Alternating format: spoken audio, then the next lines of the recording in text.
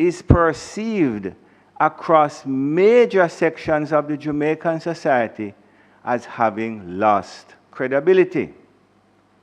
The slow rate of addressing matters which come before the commissions, the slow rate of addressing matters which come before the commission, anti-government comments by the commission's executive director, inflammatory and puerile remarks by the Integrity Commission's chairman, and the police revelation that a senior director of the commission, who reportedly habitually transported wads of cash, refused to cooperate with the criminal investigations where he was allegedly robbed, have dealt a near mortal blow to the credibility of the commission.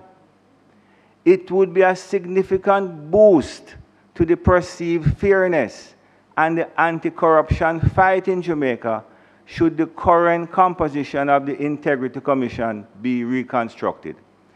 So you see, there is nothing libelous about that. And I don't feel that I should have been gagged, because I was gagged, you know.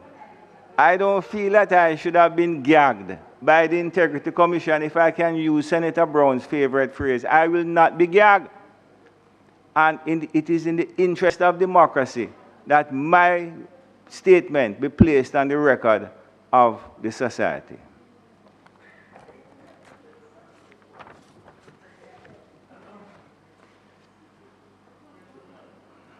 Senator, I'm not really entertaining any discussion on this, you know. Exactly. So I'll give you an opportunity later, but I'm going to move on. You can, if you want to discuss it. No, that is my prerogative right now. The Integrity Commission. To disassociate itself from that statement. But hello. I can't say whether it's libelous or not, but it is highly inappropriate. That message was highly inappropriate, and I'm glad they rejected it, because it was highly inappropriate. And but it wasn't sent on your behalf, Senator Bunting. Statements by ministers. Statements by ministers. Announcements. Laid on the table of the Senate are the following. Annual report of the Nutrition Products Limited for the financial year 2019-2020. Annual report of the National Council on Education for the financial year 2017-2018. Annual report of the Early Childhood Commission for the financial year 2020-2021. Annual report of the Caribbean Maritime Institute for the financial year 2015-2016. Annual report of the National Education Trust for the financial year 2016-2017. Annual report and audited financial statements of the Jamaica International Free Zone Development Limited for the financial year 2018-2019. Annual report of the Overseas Examination Commission for the financial year 2019-2020. Annual report and audited financial statements of the Social Investment Fund for the financial year 2023-2024. Bank of Jamaica Monetary Policy Statement for 6 months ended September 2024. Integrity Commission report of investigation concerning irregularities in respect of the construction of a residential development located at 2 Wycliffe Close, Beverly Hills, Kingston 6, contrary to the terms of building permit issued to Estate Bridge Holdings Limited by the KSAMC. Integrity Commission report of investigation concerning allegations of an act or acts of corruption in respect of recovery of outstanding National Insurance Scheme contributions at the Westmoreland Parish Office of the Ministry of Labor and Social Security for the period 2022-2023, contrary to the Corruption Prevention Act and its indicative ruling. The National Housing Trust Housing Benefits Special Selection for the Catherine Estates Housing Development, Schruber Phase 2 Housing Development, Savannah Park Housing Development, Order of 2024 under the National Housing Trust Act. The income tax percentage of electricity generated from renewable energy sources Order of 2024 and its resolution under the Income Tax Act. The Jamaica Gazette Supplement Proclamations, Rules and Regulations, 2925, Volume 147, dated Thursday, December 5, 2024, number 463, enclosing the Constitution of Jamaica. The Jamaica Gazette Supplement, Proclamations, Rules and Regulations, 2929, Volume 147, dated Thursday, December 5, 2024, number 464, enclosing the emergency powers, specified areas in the Parish of St. Andrew Regulations 2024 under the Emergency Powers Act. The report of the Regulations Committee of the Senate on its deliberations on the National Housing Trust, Housing Benefits Special Selection, Roseneath Park Housing Development Order of 2024.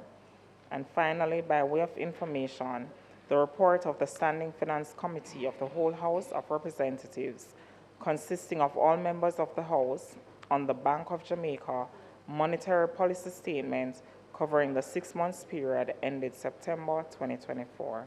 Thank you, Mr. President. Thank you very much, Madam Clerk. Senator Brown. Yeah, thank you, sir. These are being tabled, the list has been tabled today, but I just want to know, when did the Parliament receive the reports at the bottom of the page, the one entitled Integrity Commission Report of Investigation concerning irregularities in respect to the construction of residential development located at 2 Whitecliff, Close, Beverly Hills, Kingston 6, contrary to the terms of the building thing, and whether or not this was delivered before or after the statement you indicated to us that the President sent to the Integrity Commission.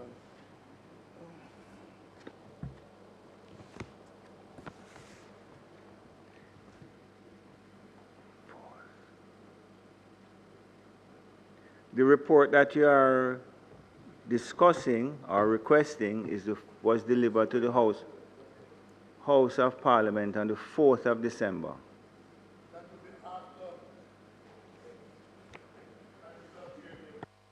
Hold on. So what you want to know now?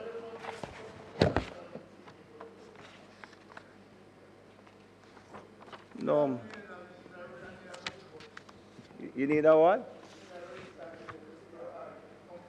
No, man. No, I'm not gag. Sorry, no, I'm not gagging anybody, man. Least of all, my No, friend I'm not Lambert. saying that it would mean, therefore, No, that but you don't. No, but your you statement know. was issued before this report Yes. came. So nobody can accuse you of saying it's because this report, which implicates other people, why that puerile statement you issue was done. And I appreciate that, Mr. President. And Senator Brown, I must say we are happy to have you back with us. You took a bit of rest and we appreciate it. Lovely to see you.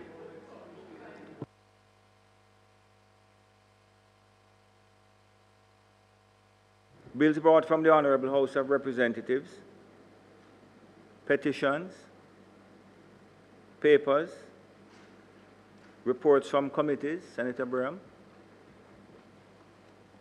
Mr. President, I beg to lay on the table of the Senate a copy of the report of the Regulations Committee of the Senate on its deliberations on the National Housing Trust Housing Benefit Special Selection Roseneath Park Housing Development Order 2024.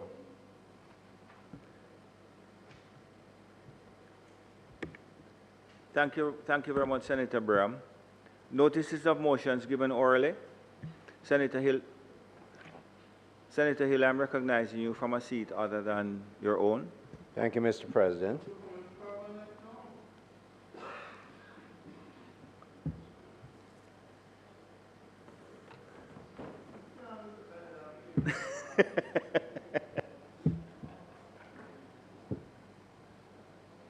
Mr. President, we have a number of notices of motions to be given orally.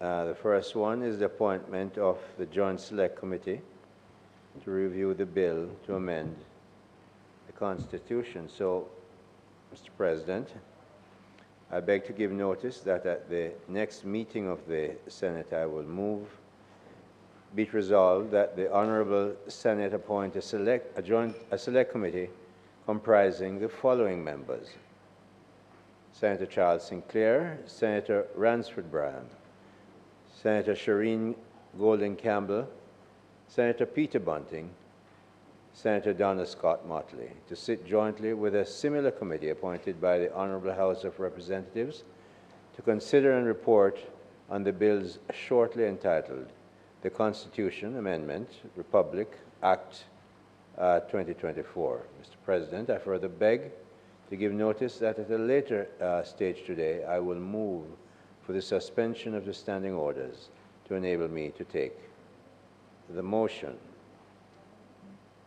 The second is the report from the Regulations Committee, which of course Senator Bryan will do, referral of the National Housing Trust resolutions to Regulations Committee. So, Mr. President, I beg to give notice that at the next meeting of the Senate, I will move the following motion. Be it resolved that the following orders be referred to the Regulations Committee of the Senate for consideration and report. 1. The National Housing Trust, Housing Benefits, Savannah Park Housing Development, Order 2024. Number 2, Mr. President, the National Housing Trust, Housing Benefits Special Selection, Catherine Estate Housing Development, Batch 2, Order 2024, and 3, Mr. President, the National Housing Trust, Housing Benefits Special Selection, Shrewsbury Phase 2 Housing Development, Order 2024, all under the National Housing Trust Act, and which were laid on the table of the House on the 10th day of December, 2024. Mr. President, I further beg to give notice that at a later stage today, I will move for the suspension of the standing orders to enable me to take this motion. And after that, Mr. President, we have two members' motions, one from Senator Shireen Golden Campbell and the second from Senator Lambert Brown. Sorry, just to point out, Senator Brown, yours was first in time, but because of your, I was waiting for you to return before I took it. Senator Brown. Mr. President, I beg to give notice that at the next meeting of the Senate, I'll move, be it resolved, that the report of the Regulations Committee of the Senate on its deliberations on the National Housing Trust Housing Benefits Special Selection Roseneath Park Housing Development Order 2024, which was laid on the table of the Senate on the 13th day of December 2024, be adopted. Mr. President, I further beg to give notice that at a later stage today, I will move for the suspension of the standing orders to enable me to take this motion. Thank you very much, Senator Brown. Questions and answers to questions?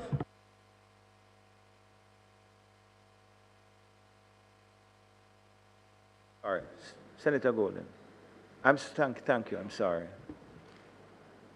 Thank you, Mr. President. Mr. President, I beg to give notice that at the next meeting of the Senate, I will move the following motion.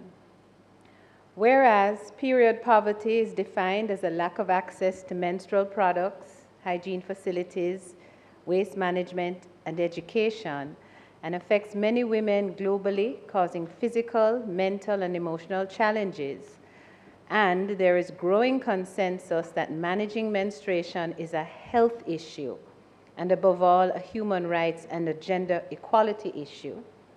And whereas period poverty is known to affect women in Jamaica who constitute 45% of the workforce, as well as girls of school and menstruating age, some of whom may abstain from work and school and regular activities during their monthly cycle due to lack of access to sanitary napkins, resulting in low productivity and potential education loss. And whereas the mental and reproductive health of our women and girls is at risk if unable to secure proper and sanitary menstrual products, and whereas there is urgent need to investigate the circumstances surrounding the incidence of period poverty to provide accurate and relevant data so as to enable the formulation of sound policies to eliminate the occurrence of period poverty in Jamaica, and whereas the Bicameral Caucus of Women Parliamentarians was established in 2023 and mandated to raise awareness on gender equality, equity, and parity, and engage in advocacy and lobbying on specific policy themes, and is therefore suited to examine and inquire into the circumstances surrounding the incidence of period poverty.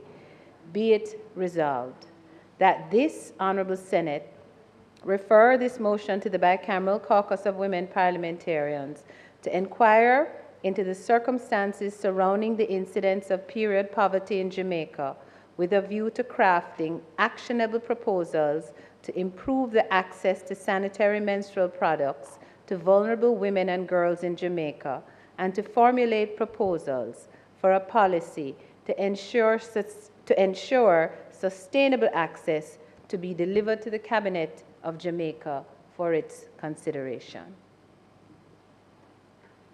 Thank you, Senator Golden Campbell. Senator Brown.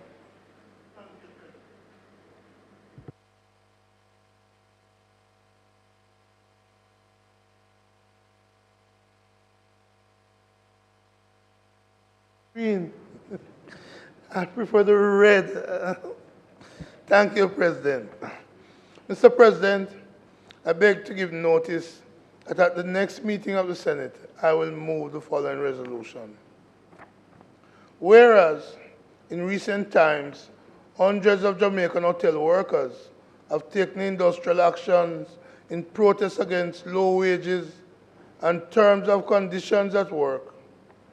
And whereas one such term of employment highlighted by such strikes is the precarious, repeated fixed-term contracts of employment, and whereas such practice can be abusive and oppressive and oppress workers not only in the tourism sector but throughout other sectors of our economy, and whereas the Labor Relations and Industrial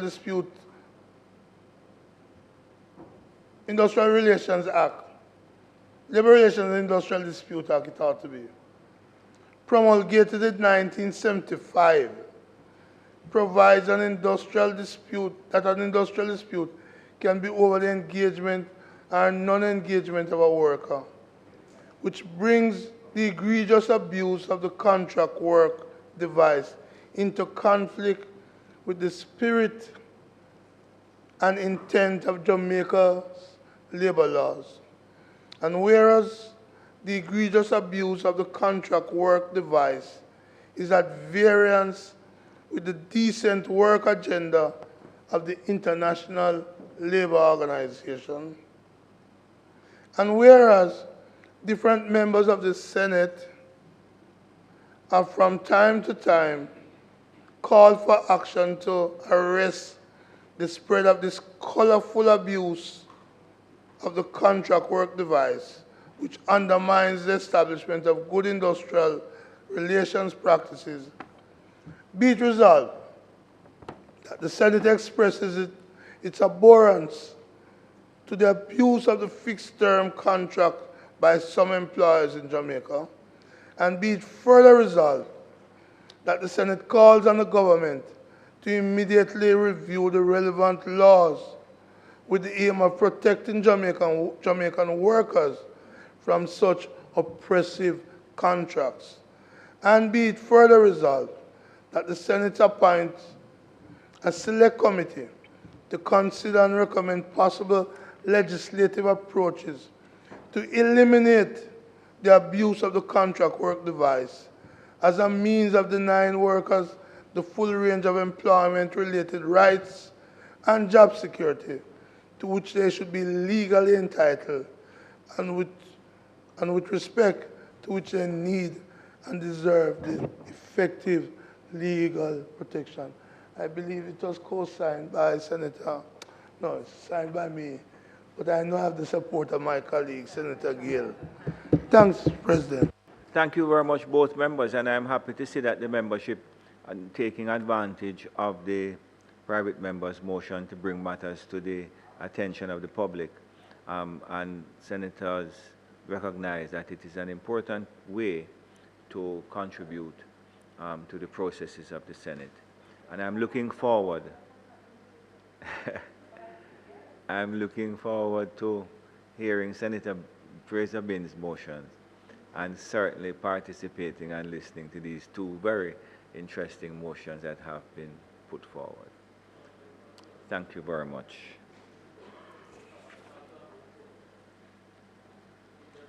Questions and answers to questions? Motions that be made at the commencement of public business requiring notice.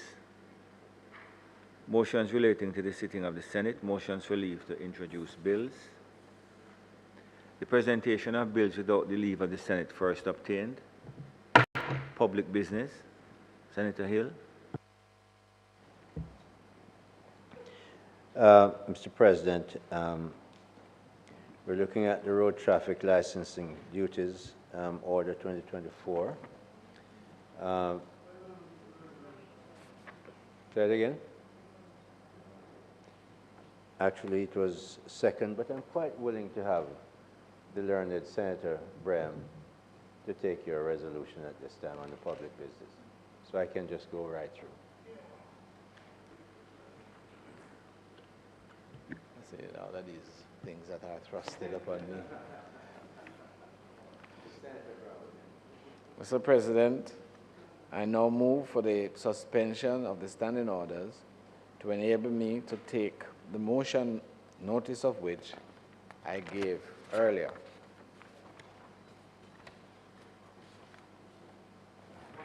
So what I had said earlier, Mr. President, that I now move for the suspension of standing orders to enable me to take the motion of which I gave earlier. Members will have heard the question. Those in favor?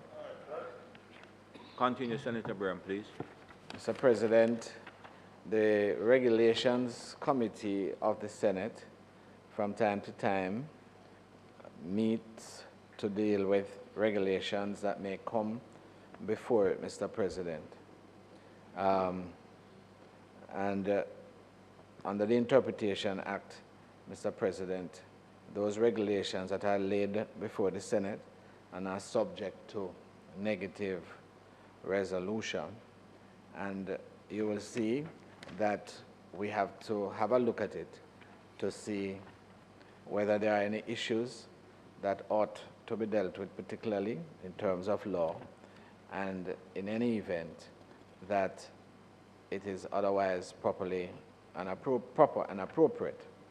Mr. President, you will note that this particular one deals with issues under the National Housing Trust Act, and in particular, Mr. President, the Roseneath Park Housing Development, Mr. President, and indeed setting out particular benefits for particular categories of persons as identified. And consequently, Mr. President, earlier this week, the committee met to consider that particular resolution and our order, and has approved it, Mr. President. And I am also now commending it to the Senate for its approval.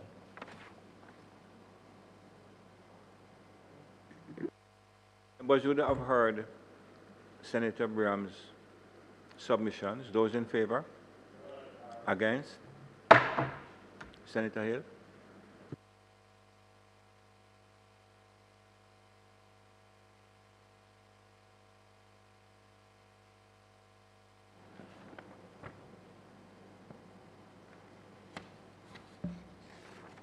Mr. President, I now move for the suspension of the standing orders to enable me to take the motion, notice of which I gave earlier. Thank you. Those in favor? Against? You have several. Which one? I'm starting with the NHT, I think.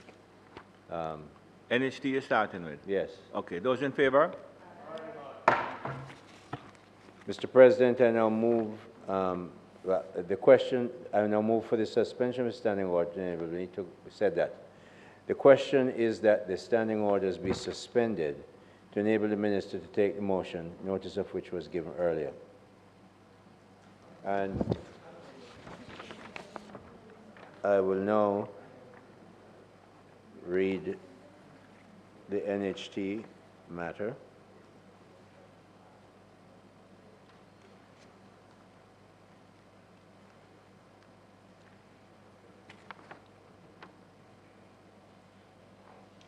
The question is that the standing orders be suspended. We have gone past that, Minister. You can start the debate by presenting the NHT matter. If you just looking at my agenda here, Mr. President, I will make sure I get to it.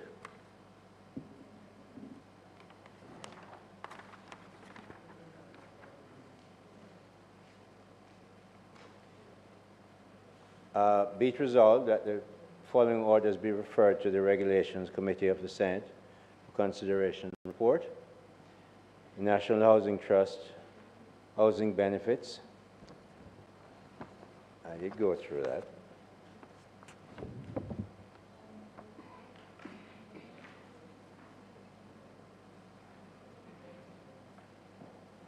Yes, Senator Hill.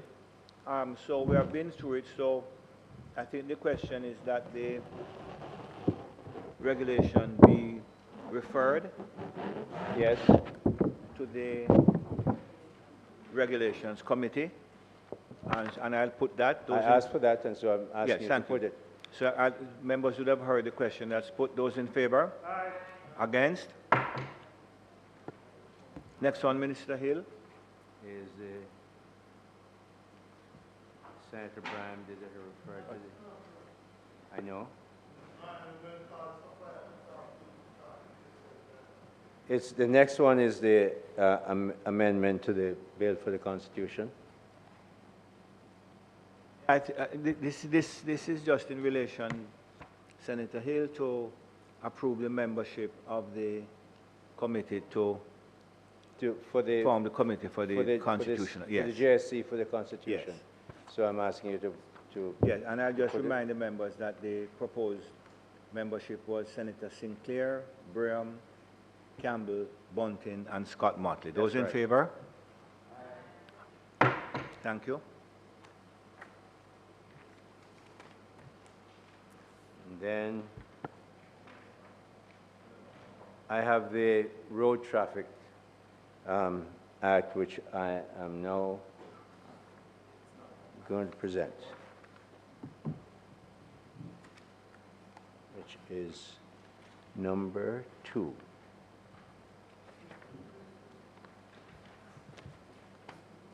There is a motion. You're going to put the motion, and then I'll put it. Mr. President, on the 15th day of November 2024, the Road Traffic License Duty Order 24 resolution was tabled in the Honorable Senate, and notice of motion was given regarding the same. Mr. President, I'll ask that the motion be approved. Thank you, Minister. Those in favor? Yes.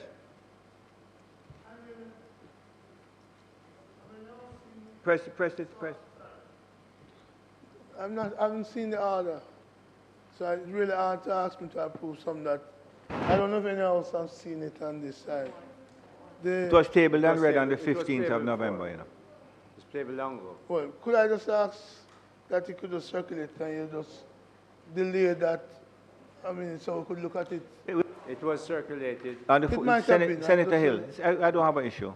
We can revisit it after Senator Morris's. We may not have anything, but at least let us not. I can read the motion for you if you have. You want him to read it, or you prefer to look at it? Yeah, that's fine. Yeah, go ahead and read it, Senator Hill. Yes. Mr. President, Prime Minister, the Most Honorable Andrew Holness, in his address to the Parliament during the budget debate on March 16, 2023, indicated the intention of the government to provide similar incentives for the operation of electric bikes as were previously accorded for the electric cars generally. In his address, the Prime Minister stated inter alia the following: in 2022, the electric vehicle strategic framework, as well as the governing fiscal policy, was approved by the Cabinet, and the order governing importation of electric vehicles was issued. However, it restricted the importation to cars and SUVs. The government will be removing that restriction to include a wider range, including electric motorbikes. Cabinet therefore gave approval by way of Cabinet decision number 824 dated March 1824 for amendments as follows. The Customs, that's Tariff Revision Amendment Resolution 2018 Customs Regulations, to reduce the import duty on electric bikes from 20% to 10%, which is the important issue here. The third schedule to the Road Traffic Act to provide an exemption from the payment of annual license fees for electric bikes. The amendments mentioned would only be for electric bikes which are 3 years old or less since the date of manufacture. It was also approved for the regime to be in place from April 1, 2024 to March 31, 2029. The incentive being provided is in keeping with Jamaica's goal of encouraging consumers to switch from internal combustion engine vehicles to vehicles which are powered by an electric motor. One important benefit of switching from internal combustion engine vehicles generally is the elimination of the current noise nuisance which exists on our roads. This is so because the electric motor which powers an electric vehicle does not engage in the activity of the burning of fuel, which produces a lot of noise. It is our further understanding that the exhaust system of electric bikes cannot be altered to produce the gunshot-like sounds, which has become frightening for the citizens of this country. Senator Hill, you have, I'm just asking, there is a definition of bike? Not that I have before So me, just Mr. President. the I'm common pretty sure sense what there's we one. would know as bike? Yes. Okay. Yes. Senator. Yes, along those lines, Mr. President, because we've seen in recent years a lot of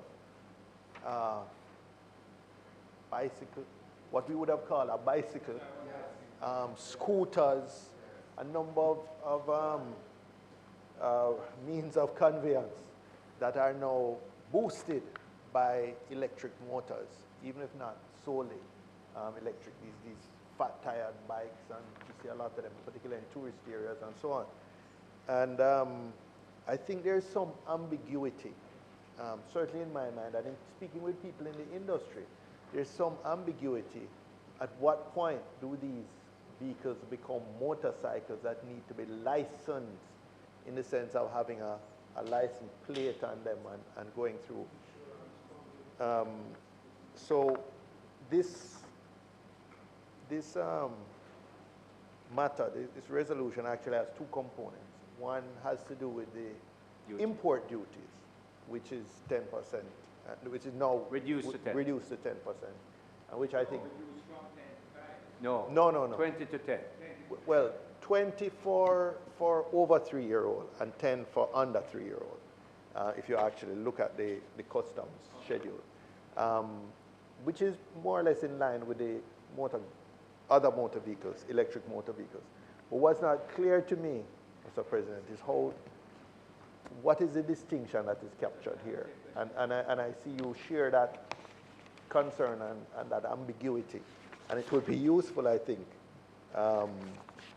for us to establish where the distinction stops.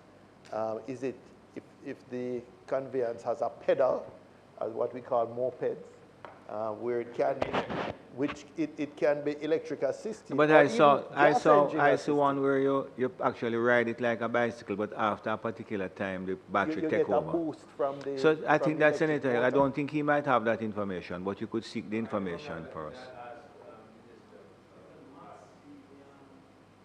Well, I don't know what the distinction is, whether it is top speed or We would ask him to look but I into it know for us. previously a distinction was made, at least in other jurisdictions, where they have pedals that can. Sorry to cut you, but my experience with customs is that if they can get around the exemption, they will. So Senator Hill, I certainly support what Senator Bunting says, and We if really you can would. find some sort of clarity for us, we would appreciate it if you could provide it. Are you finished, Senator Bunting? Senator Brown?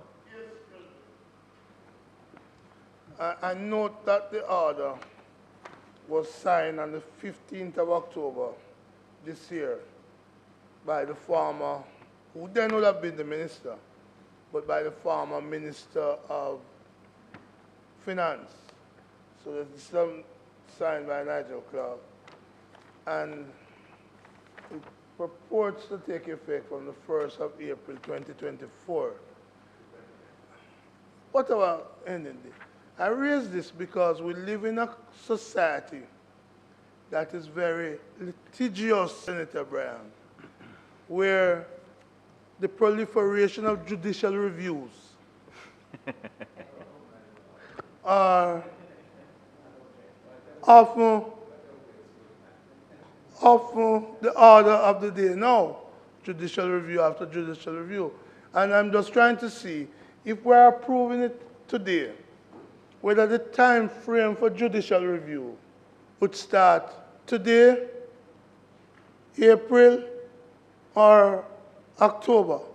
And especially in light of the statement made by my friend Senator Bryan recently, how judicial review tend to be in favor of the decision makers and against the litigants who want to challenge, be it reports or order. I'm just trying to see, for the benefit of the public, whether in this judicial review, because I'm going to do one soon for another matter, but I just want to make sure that the time frame for the citizens of this country who may want to take judicial review against this. For example, Senator Hill, is this going to be for a few importers, for everybody? What is going to be the procurement method to allow people to get these concessions? I don't know, and this is why I wasn't too enthused to just run to support it. Though the benefits of electrical vehicles are becoming clearer and clearer to the society, despite your man in America not being too happy with electric vehicles. I have seen the benefit of having whether hybrid or total electric vehicle in the country. But the one other concern I would have as we embark upon this policy is, will this now lead to or in any way impact the cost of electricity? Because with more electric vehicles, we're going to have to be a greater electric usage. And this is why my concern about judicial review, because people may want to challenge it. So if you understand, and at the risk of provoking my friend who signed 121 yesterday. Sorry? It's fine with me. So I'm just simply saying, in a judicial crazy environment, is this subject to judicial review? May it please you, Mr. President. Thank you very much, Senator Brown. The question, I think, 1 minute. The question, I think, which I think is relevant, and I would address it, Minister. Eh? Beg your pardon? No, we passed that. What Senator Brown was asking was how citizens would access this. He was asking whether it is restricted to a few importers or it's across the board. Well, just say that it's across the board then. It's across the board. I'm so happy I got my friend Senator Let's Mr. go. President, there is actually no restriction. The order is very clear that we're putting in percentages for custom duty, and it applies to whoever imports one and applies for it. Thank you very much. Thank you.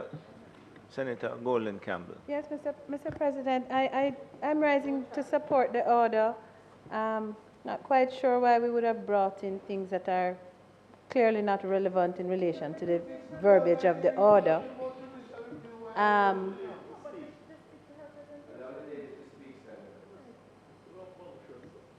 I'll stick to what I choose to stick to. Let me proceed. As I was saying, Mr. President, it's pretty clear to me what the order is asking us to approve.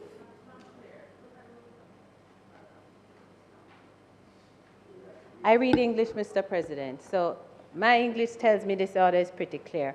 I do agree, though, with Senator Bunting in relation to the other vehicles that he was mentioning. I had a conversation recently similar to the lines on which you and the President expressed your concerns about that. The thing that concerned me about this order when I first read it was the time restriction on the vehicles, and the question as to why we were limiting it to 3 years as opposed to allowing electric vehicles which don't have any emissions to, for people to purchase even older than 3 years.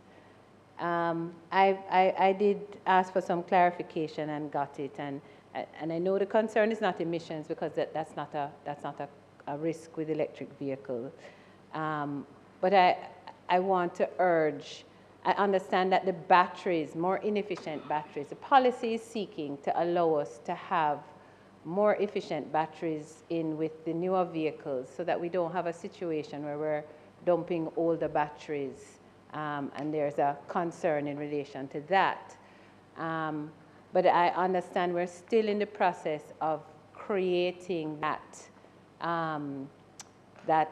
position and mechanism for us to manage that kind of waste. So I am using my opportunity just to encourage us to get the relevant authorities to provide for that, because even with this policy, which will invite Jamaicans to purchase electric vehicles, it will take some pressure off of our the environmental damage that comes from the emissions from gas vehicles.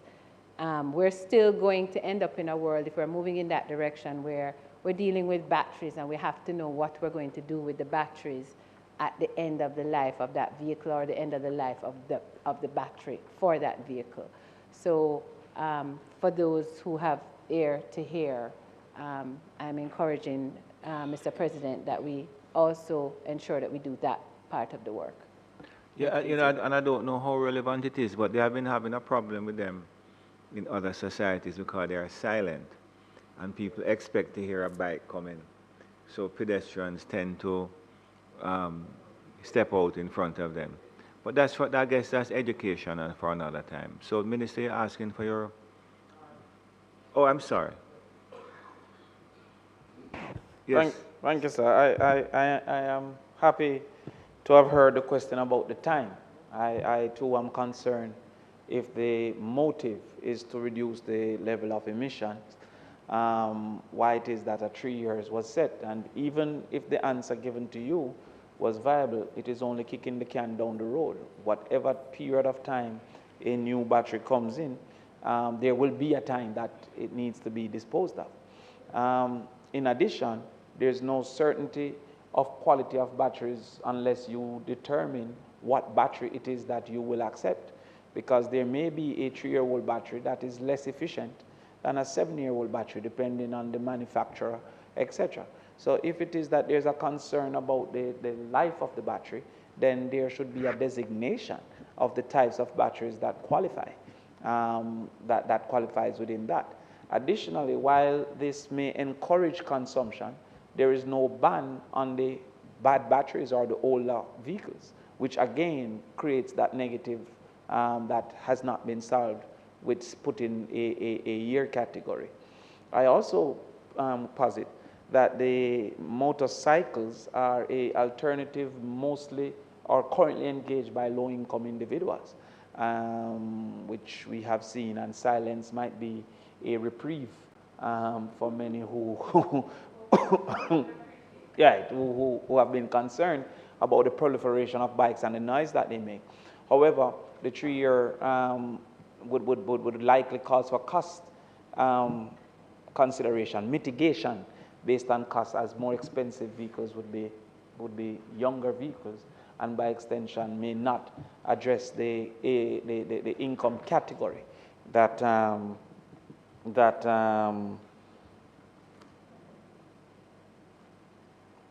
my colleagues are saying something I don't really understand, but all right, they'll say. But that income bracket that has been what would we say, disproportionately consuming motorbikes.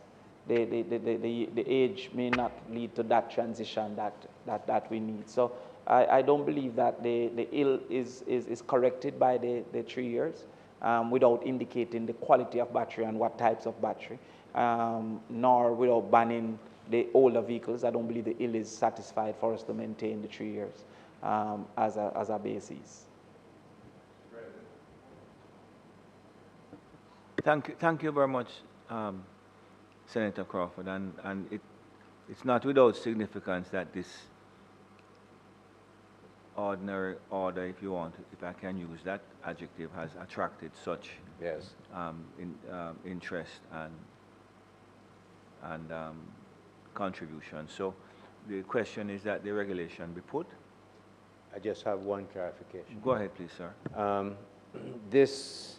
If you notice the time period, this deals with customs duty, which means you're dealing with imports. It's not unusual that in the car business you have a year period for it, so we're setting the timeline is for the age of the vehicle coming in. It has to be 3 years or newer.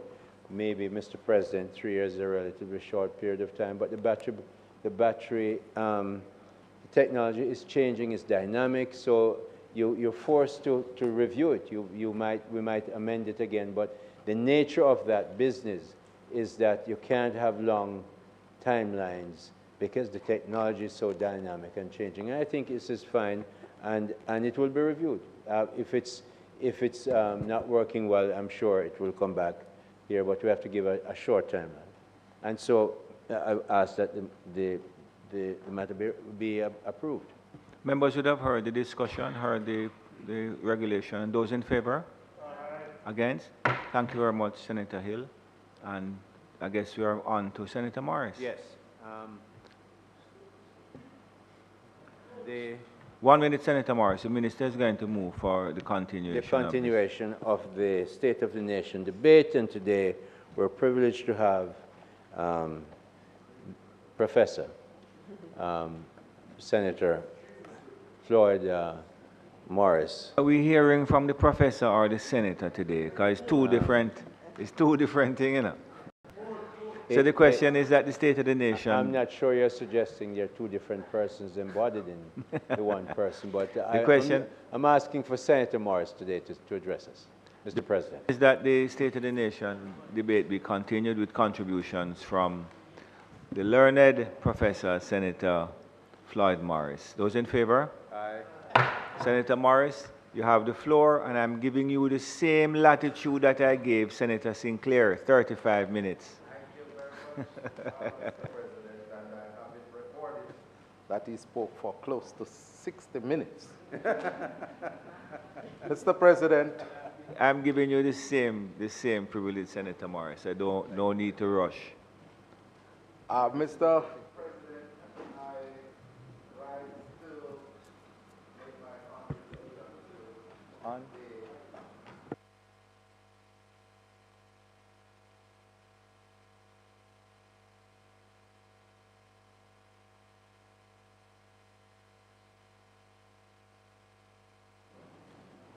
President, don't like the red microphone. It's red now. Yeah.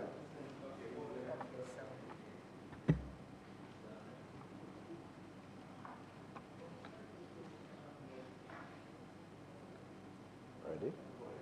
Okay. Thank you very much, Mr. President. I rise to make my contribution to the State of the Nation presentation. And in doing so, Mr. President, I would like to express my profound gratitude to my God and Creator for His continued guidance in my life, to my wife for her continued support. I have to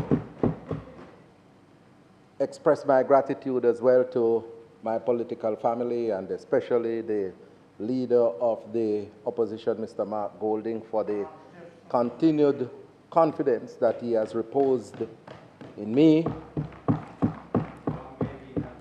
I also want to thank the members of this honorable chamber for their friendship, for their support, and their encouragement. You know, I've built some very good relationships in this honorable chamber on both sides of the aisle over the years, and I'm deeply grateful to all the members. Mr. President, you know, this year was very interesting, and I say it's very interesting because we have discussed this matter before, but I have to repeat it for emphasis in terms of my promotion to the rank of professor at the University of the West Indies, which has happened within the context of 75 years of that institution in the Caribbean, and it's the first time that someone with a visual disability have been elevated to that rank. And also, Mr. President, when we look and have been searching throughout Latin America and the Caribbean, it is the first time that someone with a visual disability has been promoted to the rank of professorship in any academic institution. And so I deem it a tremendous honor, because when you look at the magnitude of work that has to be done in the context of an extremely inaccessible academic environment, 95% of books that are published, 95% of books that are published are not accessible to persons with visual disabilities. And that is the context in which I have had to work in order to achieve this feat. So I deem it really a pride and joy to have been promoted to the ranks by the University of the West Indies, and will continue to push the disability agenda throughout the region. But this year, Mr. President, we are participating in the State of the Nation debate in which our country is placed in an interesting but precarious position.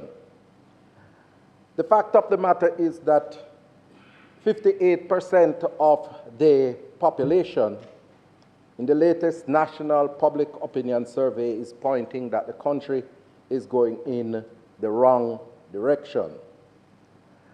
At the same time, 65% of the population is saying that Jamaica is more corrupt than before. And it's the first time in my years of tracking political development that I'm seeing this sort of perception about politics where you have 65% of those surveyed seeing the country as being more corrupt than ever before. There are significant blocks of marginalized Jamaicans who are being left behind. You talk about our senior citizens, we talk about our persons with disabilities, and we talk about our young people who are experiencing tremendous challenges and being left behind in our society today. There is a crisis in education, Senator Crawford, as manifested in what is taking place at the early childhood level, at the primary school level, at the secondary level, and at the tertiary level, where there are managerial gymnastics taking place with our public tertiary institutions in order to keep them afloat. There's a crisis in health care. Senator Lambert Brown will tell you that people have to be sharing beds in our public hospitals. There's a crisis in housing for low to middle income earners. And this is why, Mr. President, the people of Jamaica are signaling that they want change. And this is manifested in the 9.2% lead that the People's National Party is enjoying from the last public opinion poll. Mr. President, the issue of corruption is a matter that is of tremendous concern to me, because when individuals talk about corruption in the society, they immediately point fingers to individuals who are involved in politics. And all of us are being labeled and tarnished. And it has intensified in recent times because of the attacks that have been levied on the Integrity Commission of Jamaica.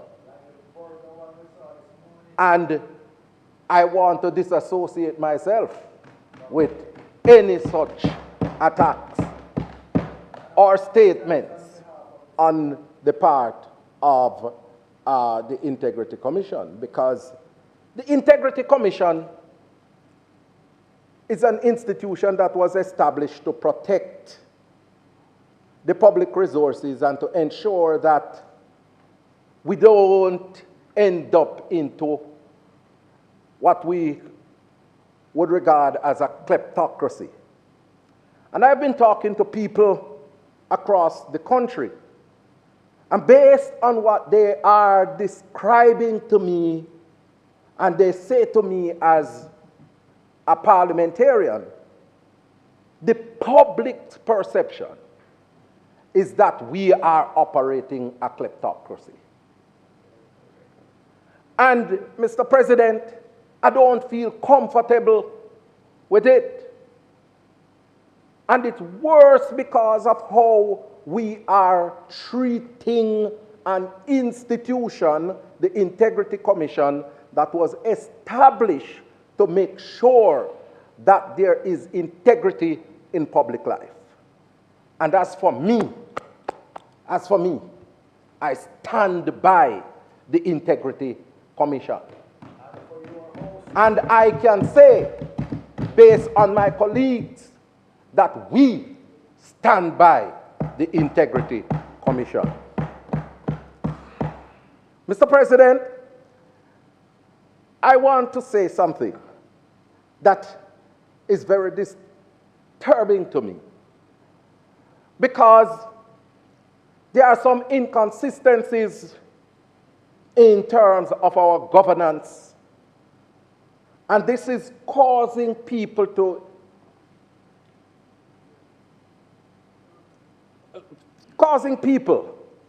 have the view that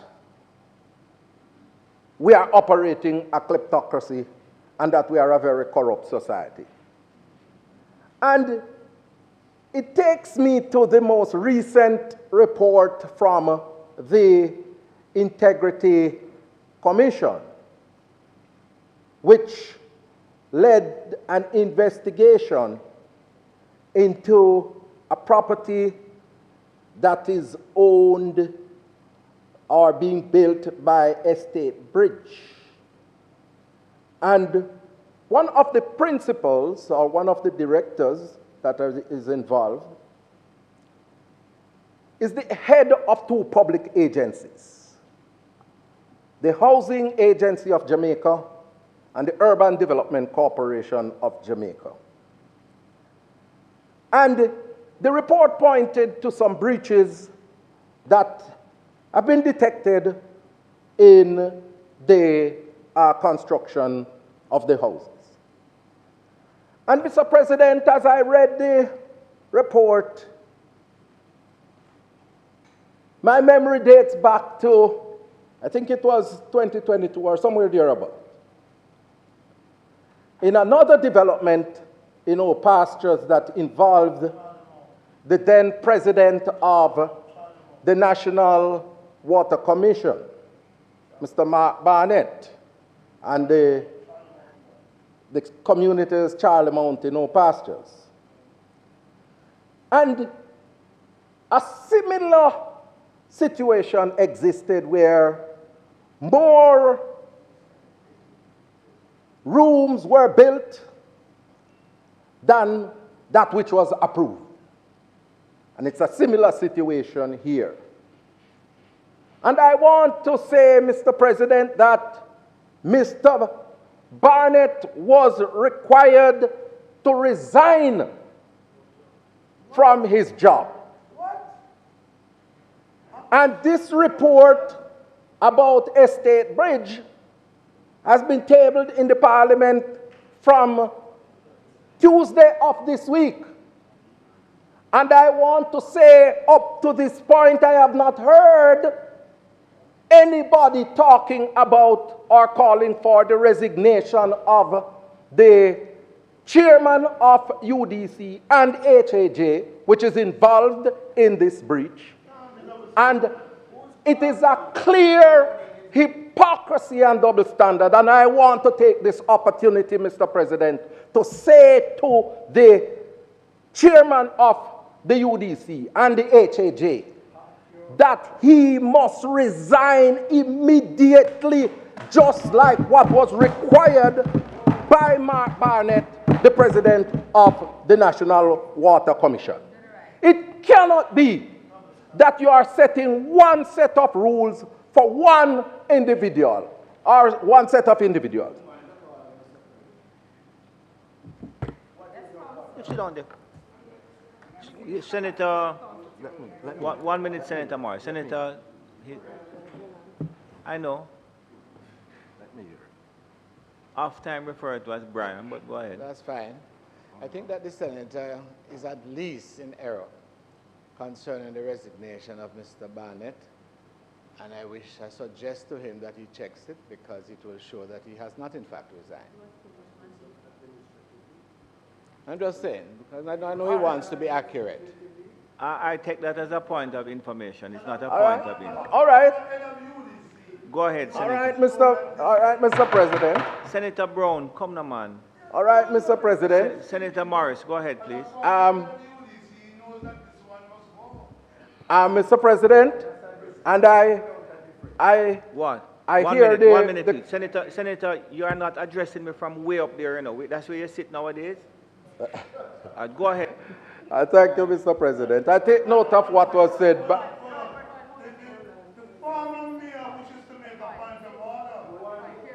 just on a point. Yeah, man, no, man, I know, man. What is the point of order? I'm trying to hear myself, Mr. President.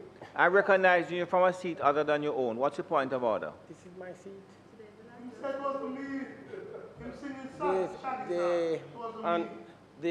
The senator has said that more rooms were built than were approved. I would ask the senator to check that because I'm not sure that is true. Thank you very much. Go ahead, Senator Morris.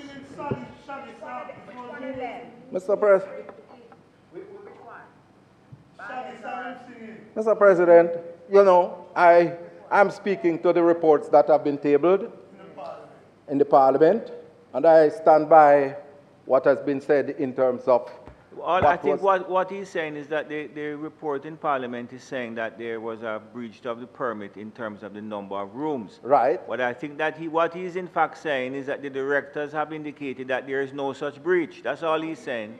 Well, I'm speaking to the report. I am not speaking to, yes. I think the mayor is trying to protect himself because he was the mayor at the time when the breaches were... Look, I'm not going to, Senator, no, 1 minute. Mr. President. Senator Williams, I'm not going to countenance the continuous interruption after this one. Go ahead. Thanks very much. Come now, let's go. Mr. President. 1 minute, Senator Morris. Without saying much, I would just caution you because I'm pretty sure that the KCMC would have done its inspections. No, you can't. And what's the point of order? 1 minute, please, Senator. I'm saying because go ahead, Senator Williams. Go ahead. I'm just saying, Senator, be cautious because I'm not sure more rooms were built than were approved. Thank you very much. Thank you very much, Senator Williams. I'm saying that we are not. Senator Williams. So I am saying, I'm just making that point. Thank you very much. And history will bear us Thank you very much. That I am Mr. not sure you're right. Mr. President. Senator Williams, thank you very much. All I'm saying. Thank you. Mr. President. Let's go. I want to repeat my call. I want to repeat my call for the chairman for the Urban Development Corporation and the Housing Agency of Jamaica to tender his resignation immediately because of what has transpired in this report. It is a disgrace. Mr. President, if we are going to win back the trust and confidence of the Jamaican people, people have to be held accountable for their actions. And this is one means. This should be the start. And we must stop, hug up, and embrace these corrupt practices. Because once we do it, we are ourselves engaging in a corrupt practice. Mr. President, you know, housing is a very topical issue. And every Jamaican wants to own their own house. And the fact of the matter is, Mr. President, that housing is seen as a right by various international charters and treaties. And we have seen over the years various initiatives to provide affordable housing for our citizens. But within the last 8 or so years, Mr. President, we have seen an escalation in the price of houses for our citizens. And you would believe, Mr. President, that the government would be the institution that would seek to do everything to make sure that affordable houses are provided for the citizens. But instead, over the last 8 years, government has been contributing to the escalation in the cost of housing in the country. And again, Mr. President, I want to make reference to the lots that were sold in the development above Pines of Karachi and nestled between Long Mountain and Beverly Hills. A development where the lands were owned by the HAJ. And Mr. President, Those lots were sold for between $25 and $30 million. Just the lot alone. You don't start talk about the construction of the house. And Mr. President, I find it very ironic that the housing portfolio falls under the responsibility of no other than the Prime Minister. So the Prime Minister, who is responsible for HAJ and is designated by law as corporation sole, would have known about the sale of these lots for $25 million to citizens. And now, lots alone. Lots alone. And now I heard the Prime Minister, because I listen to him, and I read things that he says. I heard the Prime Minister yesterday speaking at a function for NHT and saying that the NHT is now going to focus on affordable housing over the next couple of years.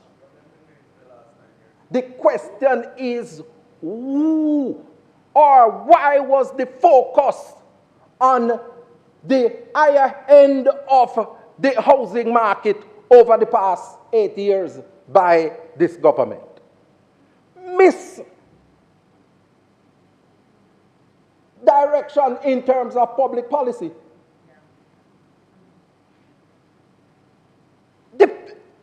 The National Housing Trust was built primarily to provide affordable housing for our citizens. And we say, hail the man, Michael Joshua Manley, for establishing the National Housing Trust in 1976. And that institution has been a beacon in the Jamaican society.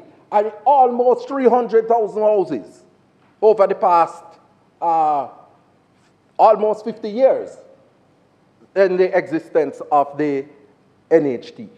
Significant. But what we have seen, though, over the past 8 years, is a sort of reduction in terms of the build-out of the National Housing Trust in terms of affordable housing. Because based on data, for example, last year, the NHT never built 2,000 houses. Never built 2,000 houses. And that is why I was amazed at the buncombe that was spoken by Senator Charles Sinclair in his last presentation to say that the administration has built 70,000 houses since they are in power.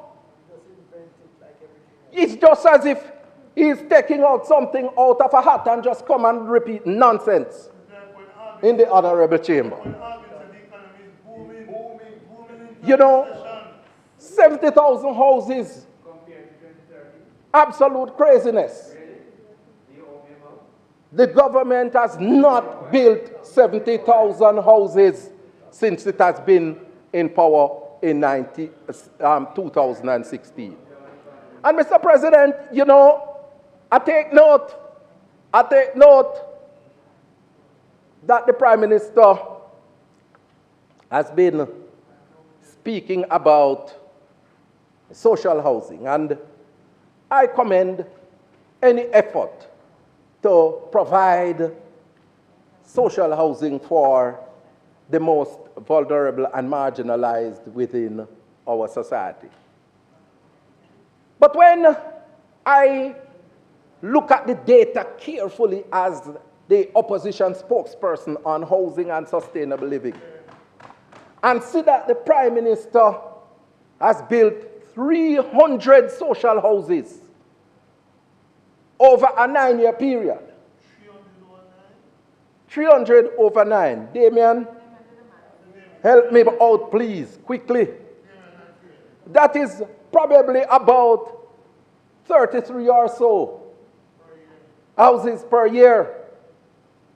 And my mathematical calculation based on the information provided to us by the Prime Minister publicly, that there is a demand for 8,000 social houses. I am using his own data. 8,000 social houses. He has built 300 in 9 years. It means mathematically that it will take 240 years. Point of order, sir. Point of order. Well, let me hear what this is. The new social housing program came into being in 2018. So when the senator professes to tell the Senate that the program has been around for 9 years, he's in fact misleading the Parliament of Jamaica. I'd advise him to comport himself accordingly and correct that misinformation. Thank you, sir. I see. But hold on a little bit. Senator Brown, you hear me say it's a valid point of order. Didn't I ignore it? No, I know you're not saying it. Senate. I'm supporting you on that now. Senator Morris, continue, please. Thank you for that, Senator Mr. President, Brown. I empathize with Senator Fitzhenry because I know it touched him very much, you know. But the truth is, Mr. President, if it is 8 years or if it is 9 years, it is still going to make the matters worse. 240 years it will take at the rate at which we are going, at which the rate at which the Prime Minister is going. 240 years for the demand for houses, social houses to be filled. 240 years. And I want to say that the Prime Minister, who is beating his chest about these social houses, and based on the data in terms of the number of houses being built at the NHT, the Prime Minister has been a colossal failure when it comes on to housing and as Minister of Housing. Colossal failure. Check the data. Check the data. Check the data. Mr. President, I want to say that the People's National Party has been at the forefront of driving the housing development in our country. And the time has come for the real housing transformation to take place. And we have signaled through the leader of the opposition that upon taking over governance of the country,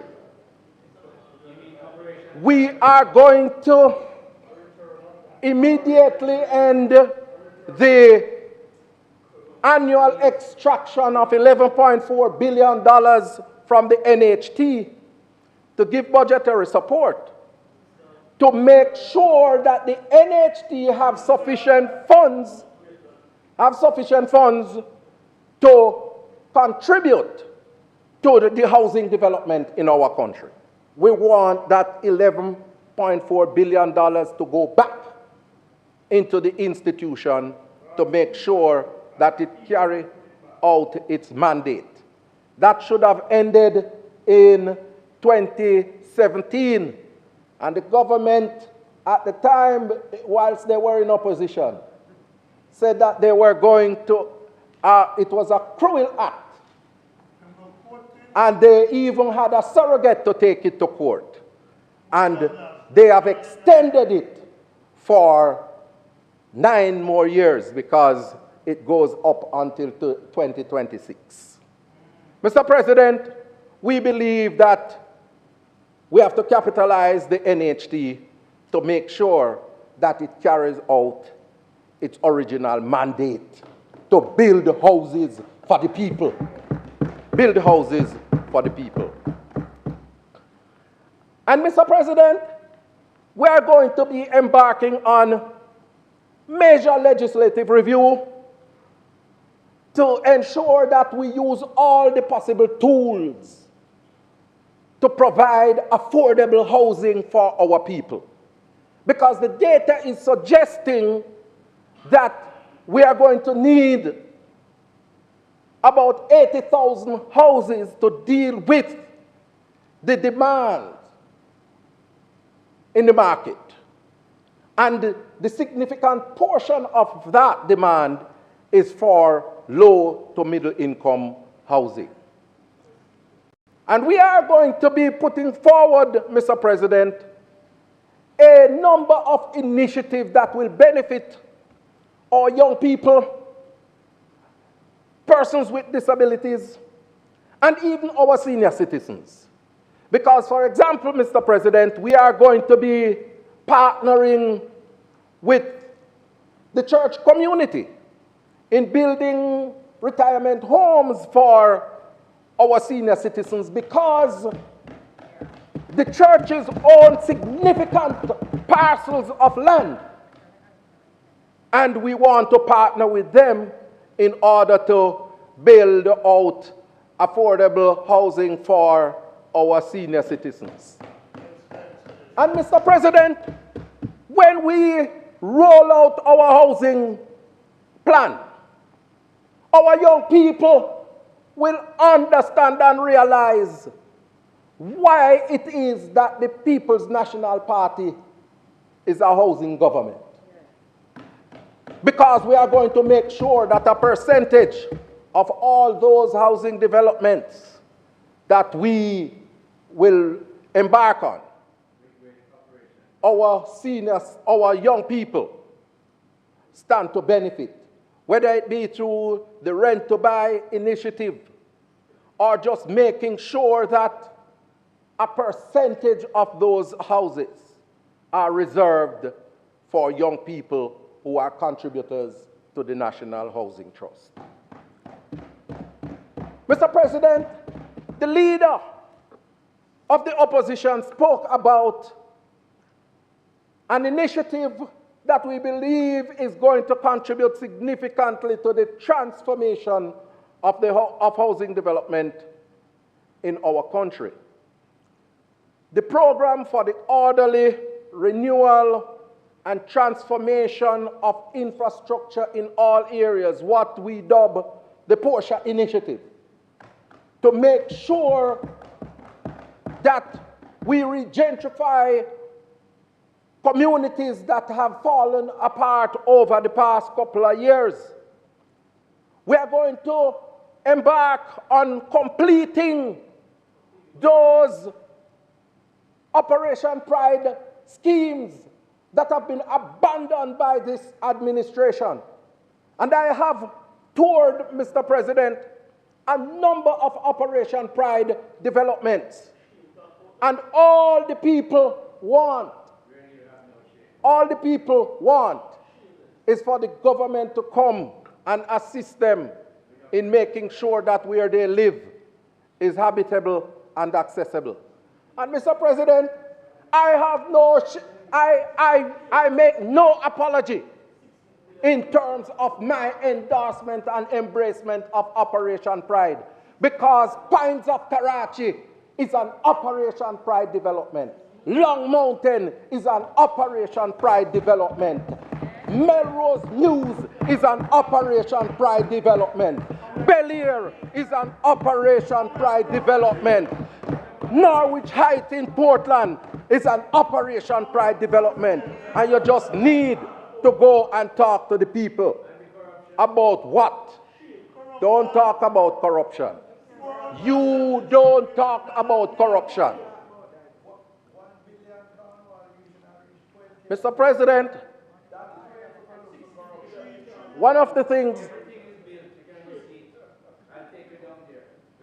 Mr. President, one of the things that we are going to have to do in order to assist in driving down the cost of housing is to ensure that we build a skill bank with all those tradesmen across the country, those masons, those carpenters, those steelmen, and so forth, and make sure that they are upgraded in terms of their training with the heart NSTA, and to make sure that these individuals are able to benefit from the housing transformation that will be taking place under our leadership.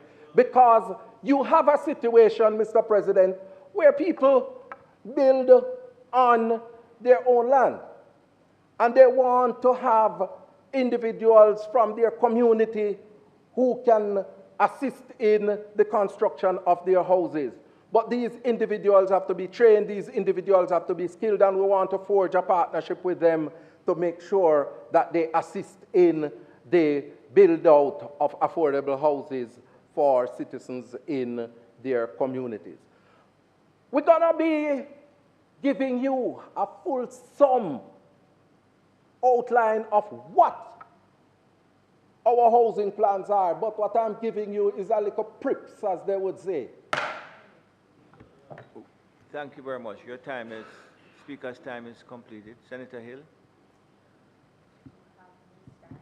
Given that we want to extend the courtesy to the Speaker to the complete, we ask that we extend sufficient time to Senator Morris to finish his Thank you very much. submission. Thank you, Senator Hill. The question is that Senator Morris will permit the time sufficient to complete his presentation. In favor? Thank you, Senator Morris. Please continue. Thank you very much, Mr. President. I will tell you that half of that time has been taken up by the government, who has been interrupting my presentation.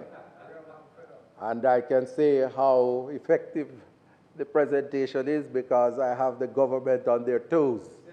That is what the opposition is supposed to do. Mr. President, we are committed to ensuring that when we assume governance of the country, we provide affordable housing for our citizens. And we are going to ensure that at minimum, the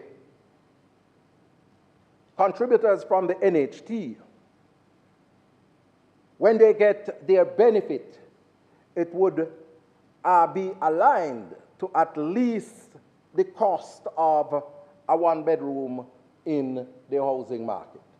At least, because it is very difficult for a lot of the contributors to find the additional money outside to really purchase their units. And that is something that we are prepared to go implement upon assuming government.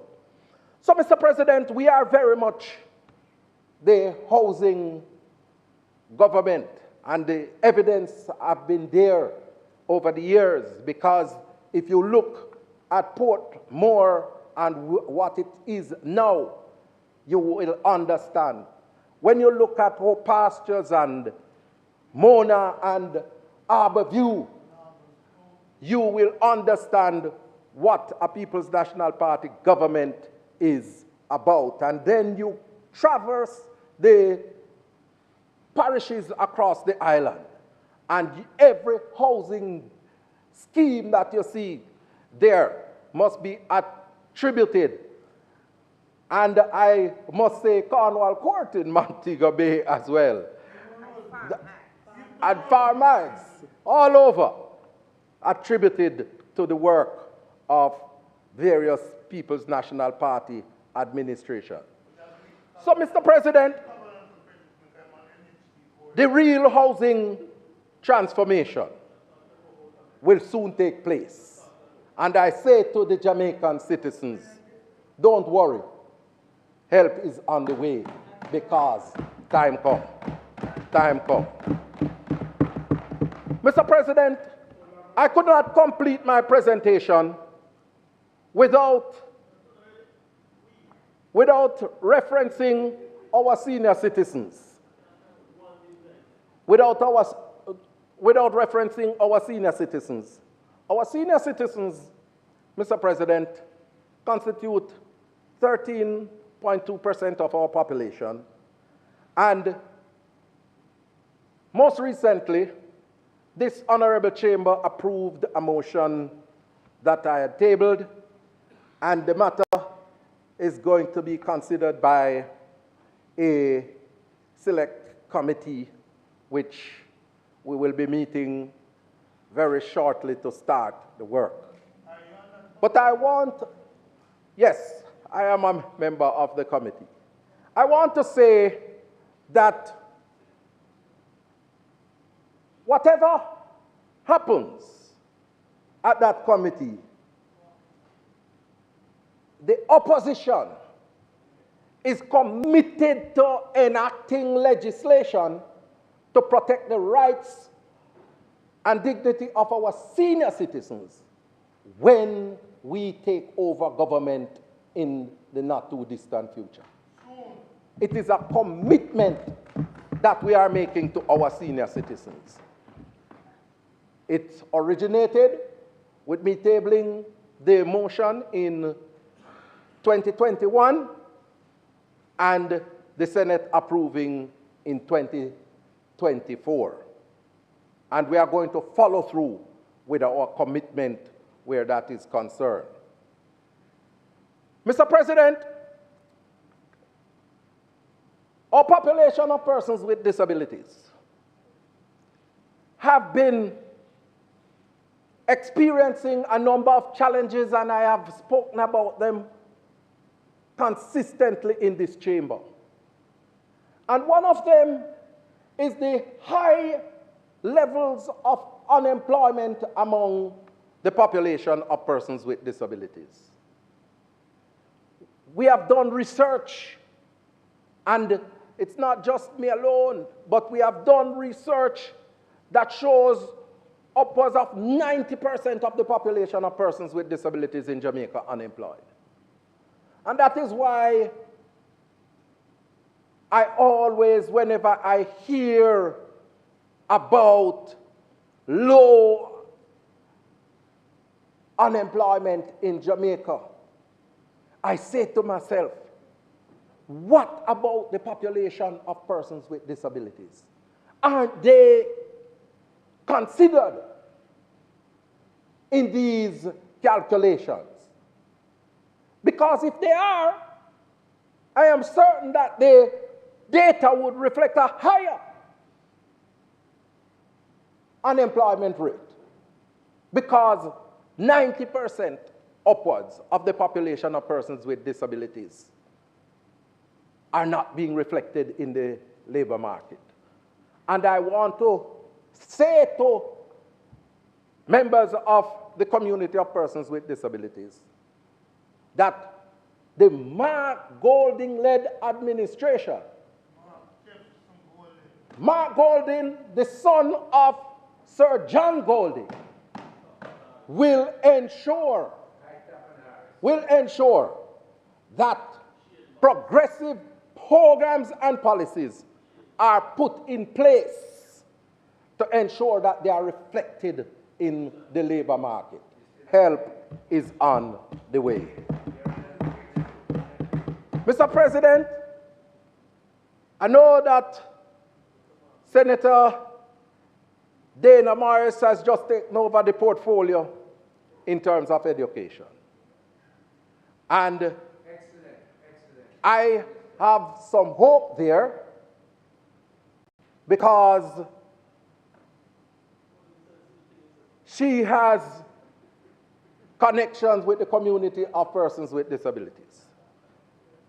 And I know, and I'm looking forward to some programs and policies being implemented to ensure that persons with disabilities are brought in the mainstream of the education system. But I say, Senator Morris Dixon, you have a short window to operate, because in the not too distant future,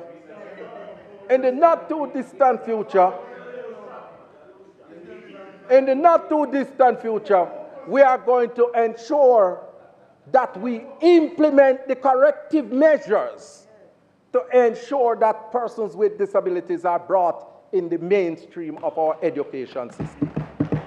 It cannot be that our Constitution make primary education a right, yet still a significant block of our schools at the primary level and at the secondary level, but I am talking about the right to primary education, that a significant block of our primary schools are not equipped to deal with our children with disabilities. And I must say that the Disabilities Rights Tribunal is in place, which is a creature of law that has been formulated by the People's National Party administration. And the government must be aware of this institution and that it is exposed, because if corrective measures are not put in place, you're going to find a situation where a parent turns up at a school with a child with a disability at the primary level and is turned back, and then the Disability Rights Tribunal will have to intervene. And I am pretty sure that our spokesperson on education, when he becomes the Minister of Education, will deal with that particular matter. So, Mr. President,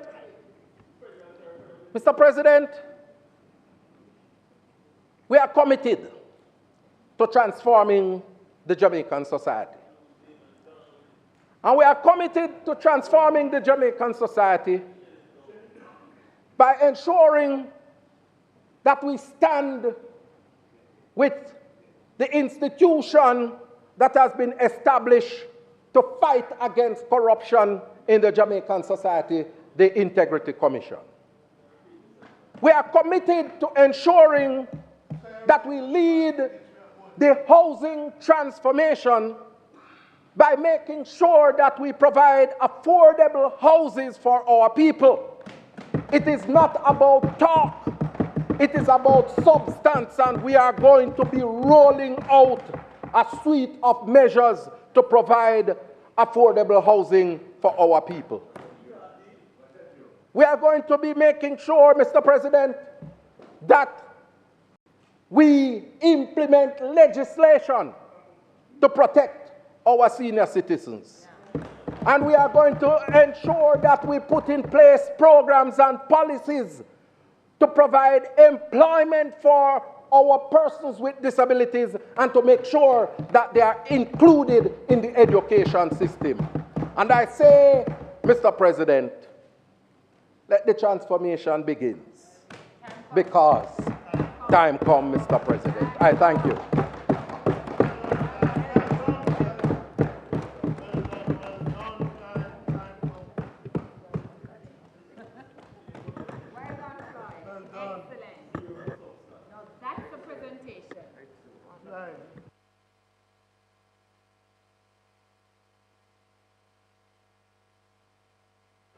Thank you very much, Senator Morris. Senator Hill. Mr. President, that we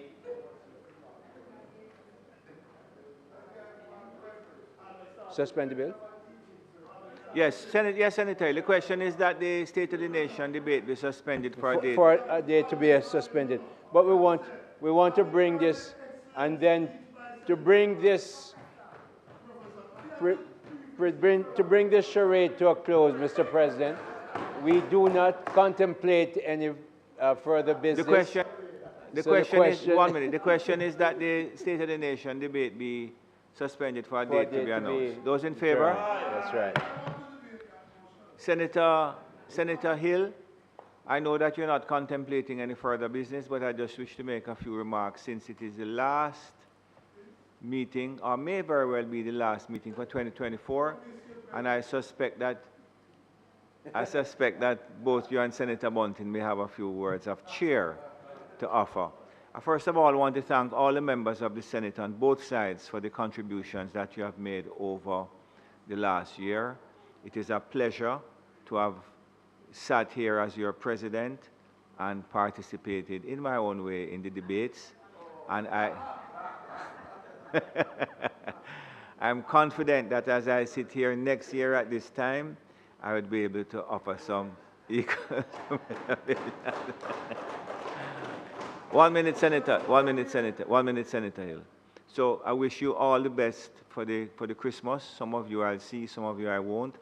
But all the best to your family, extended family, during this time of cheer. I want to thank also the members of staff here, the clerk and her office. We have been undergoing some changes, Madam Ms. Lowe, and we are seeing, in my view anyway, we are seeing the effects of the efforts that you are making, and we are grateful. Wish your staff all the best. To the orderlies who see to our comfort here in the days when we meet, thank you very much to all of you, and congratulations on your national award again. And to the marshal, who I have not yet had occasion to call to restore physical order in the chamber. But then 2025 holds many, many prospects. To our signer, thank you very much for all that you have done. You know that you and I have some differences, but I don't know if you notice that when I'm speaking, she's very honest and enthusiastic. But thank you very much for all that you have done, not only for the work that you do, but for your advocacy for persons with hearing disabilities on a wider scale. Thank you very much for all that you have done. And of course, to the members of the security forces, and to journalists and the not court reporters, stenographers. You're going to have some time. You're going to, yeah, you're going to have, I'm getting there, you know. I'm getting there. The stenographers, thank you very much. We really appreciate it and the way you respond to requests for transcripts, etc. I have not, as I mentioned, the security forces who secure the building and our office.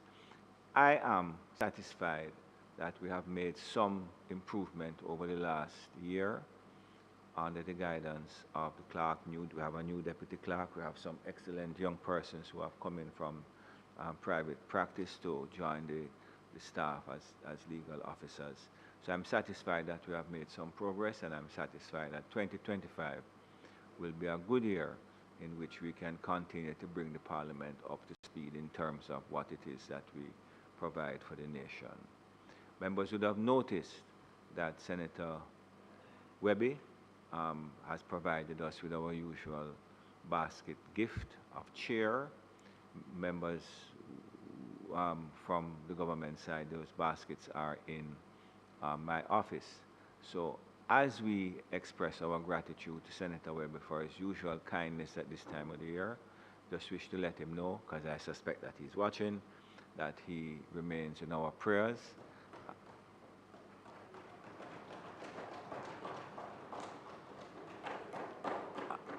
And we are very grateful for the gift that he has so generously provided to all of us. So Don, wherever you are, thank you very much. I hope you and your family enjoy a quiet, restful Christmas season. Minister Hill. Mr. President, you've done a very comprehensive thank you. I just want to mention that the leader of government business is away on business in Japan, and I'm conveying her kind regards and thank you in a fashion that I could never do it up to her standard, but I try, Mr. President. She would be happy to say today that what we've achieved over the past year has been very good, and in spite of the wonderful camaraderie, frankly, that I've sometimes sometimes enjoyed. And Mr. President, I'm sure you'll explain to Senator Brown afterwards, the difference between camaraderie and that other word. So, so, so for all my colleagues, really, from across the aisle, but especially on this side of the aisle, for the work that we've all done, for the fun we've had sometimes, and for the patience that we've had to extend to each other sometimes. For all that, we're very grateful. For the staff who've been with us, the young clerical staff, the clerk, the deputy clerk, Miss Brandon, all the other people who are here, good to see you. Marshall, of course, whose service we're very happy that you've never had to use. For you, Mr. President, for the kind of interjections that you make from day to day, from time to time, that carry a sense of weight that we don't normally hear in the Senate. We're pleased for it. You've guided us well. You've come prepared often. And on the rare occasion that you've had to not be here, I want to thank Senator Sinclair for sitting in. So to all my Senate colleagues, all those who have visited us during the year, all who have made presentations, including the wonderful professor today, in spite of the charade behind you, we thank you for your presentation.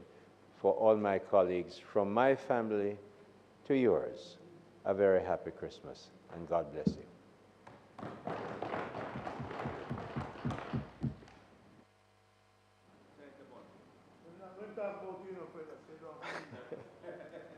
Thank you, Mr. President. On behalf of the opposition, senators, and indeed the opposition, I too would like to extend compliments of the season to all parliamentarians, but particularly senators and the staff of Parliament. I don't want to say that this will be my valedictory address in the Senate, but it certainly will be my last Christmas greetings that I will be extending from this position, from this seat. And in doing so, I really want to thank the staff of Parliament for all that they've done. I want to thank those colleagues who have contributed in a spirit of nationalism and goodwill, and those who are able to restrain their tribalism. I want to hope. I want to wish and hope for, I'm not going to name individual officers, the clerk and the rest. I'm not going to name Afghan. I'm not going to name Afghan. I want to, especially to hope for the staff of Parliament and Parliament's commissions, that in the new year, they will be treated with respect, with gratitude, and that there will be no... But Senator Mountain, a point of order, they also have to treat us with respect. Could you allow... Could you stop Mr. Twinson, that's not a point of order. Mr. President, that's not a point of order. But I see, I would also wish for you that you, in the new year, are able to restrain yourself from entering into the debates. No, you will be indoor here. And that you will achieve the highest levels of impartiality in presiding over the Senate. But as I said, my best wishes for the season and for a successful new year for all. Thank you. Minister. Oh, I'm sorry. The new facility is open downstairs. If you're not even coming to have a meal, pass, have a look at it, have a refreshment also if you're not planning to eat lunch. Yes, it's there, but I know that anyway. Senator Bunting is sponsoring Christmas lunch. So, yeah, please pass and look at the facility, whether or not you're having lunch there, and join us there. Thank you very much. Yes, go ahead, Senator. I forgot to mention that. Mr. President, it's not contemplated we'll do any further business for the day, so I'm asking that the Senate be adjourned for a date to be fixed. Thank you. The question is that the Senate be adjourned for a date to be fixed. Those in favor? Against? This Honorable Senate now stands adjourned for a date to be fixed, presumably, God's willing, in 2025. Here we go.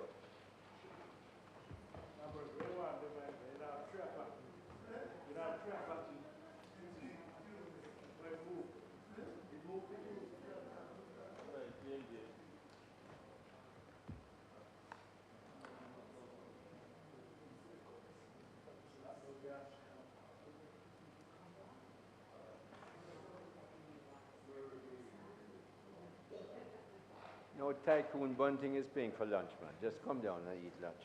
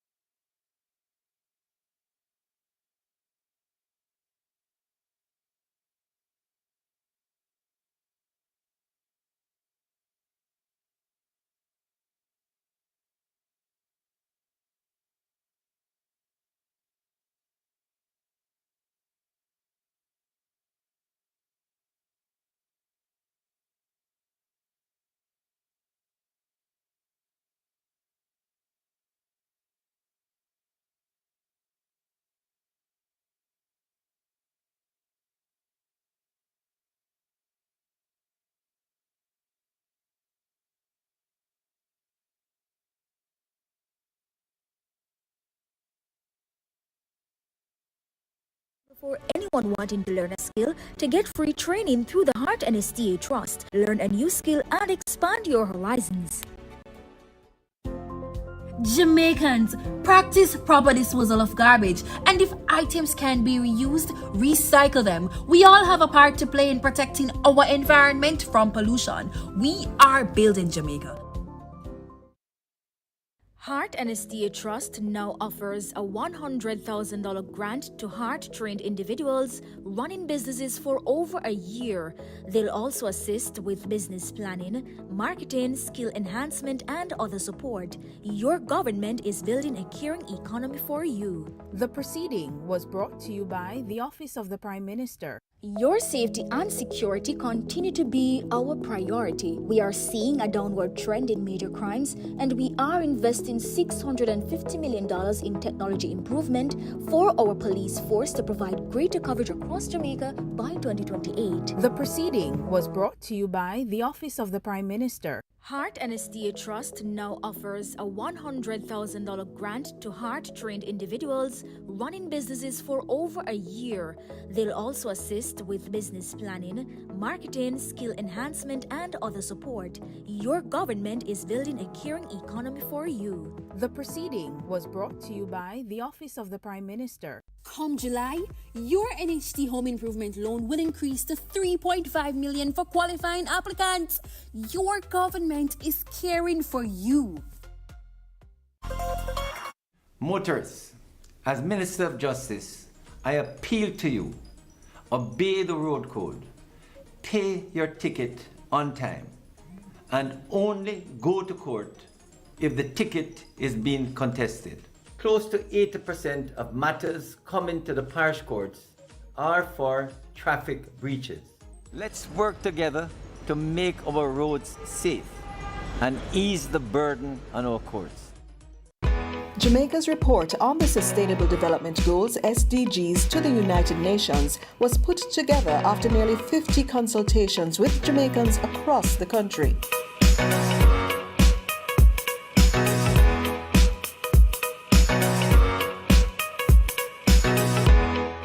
We, the JHTA, have already encouraged community tourism, which is aiding in spreading the wealth generated from tourism to every Jamaican, through the diversification of the tourism marketing sector, which has resulted in a greater participation in the sector. As Chairman of the Parliamentary Services Adolescent Health Committee, and that committee has been doing well in giving suggestions and on how to improve our services, especially within our parish. In 2015, I did a research with the Ministry of Health, and we did a project called the All-In. I worked with Ms. Kelly as well, the All-In Steering Committee, and I was the adolescent chairperson. And we worked with 25 focus countries. Adolescent Health Committee was present at Portland Public Hospital. That was from my research. That's the young people's legacy. You have power. We choose conventional farming because it is sustainable, it puts money in our pockets. My passion right now is to see St. Thomas drive forward. We need to get into the cities, into the communities, and engage those persons in sports, in entertainment, in business. And you see the real transformation of lives of people. Declare the initial staging of Go for the Goals Roadshow officially open. Thank you. If you have ever experienced any form of inequality, please stand and let all our voices be added to this debate on sustainable development goals. More specifically, goal number 5, gender equality. I thank you. The focus of the discussion, therefore, has to be on the how. That is, how do we make Agenda 2030 a reality here in Jamaica? One of the things that I am committed to is to implement, to get things done. Stay in the conversation on sustainable development on your preferred social media platform and look for the Planning Institute of Jamaica, PIOJ, Vision 2030 Jamaica, the Ministry of Foreign Affairs and Foreign Trade, the Statistical Institute of Jamaica, Statin, and the United Nations Development Programme, UNDP, Jamaica. Jamaica's economy is in the best shape ever. Everybody abroad and abroad talk about it. Your government is investing in our hospitals, parks, community clinics, roads, and water infrastructure. Most major illnesses that affect Jamaicans are caused by unhealthy lifestyles. Over 50% of Jamaicans are overweight. 1 in 3 Jamaicans has high blood pressure.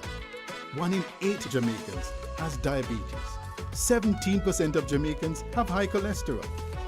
A healthy lifestyle can reduce the risk of most of these diseases. Things like regular exercise and adequate rest can play an important role in maintaining good health.